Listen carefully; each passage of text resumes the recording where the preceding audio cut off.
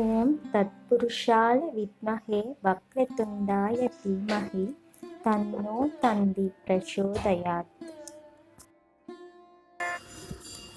ஓம் தத்புருஷாய வித்மஹே மகாசேனாய தீமஹி தன்னோ ஷண்முக பிரச்சோதயாத்.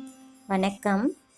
நம்ம இன்னைக்கு ஒரு பழமொழியும் அதன் விளக்கம் தான் பார்க்க போகிறோம்.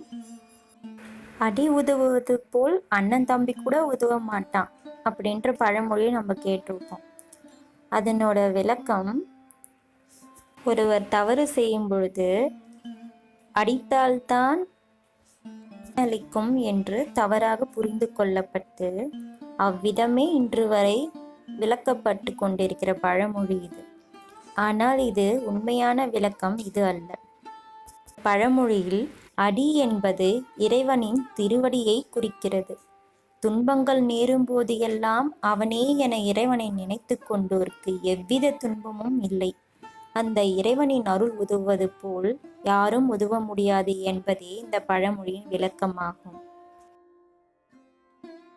அடி என்கின்ற இறைவனின் திருவடியை அடைந்தவர்களுக்கு எவ்வித துன்பமும் வந்து நேராது. நல்ல மாட்டுக்கு ஒரு சூடு என்ற பழமொழியை கேட்டிருப்போம்.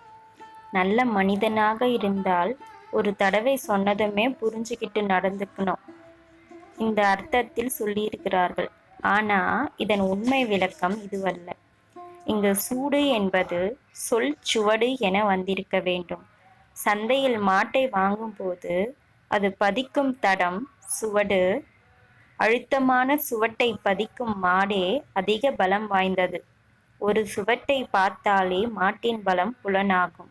இதுவே இதன் உண்மை விளக்கம். இதையே நல்ல மாட்டுக்கு ஒரு சூடு என்று சொன்னனர். இந்த வீடியோ பிடிச்சிருந்தா மறக்காமல் லைக் பண்ணுங்கள், சப்ஸ்கிரைப் பண்ணுங்கள்.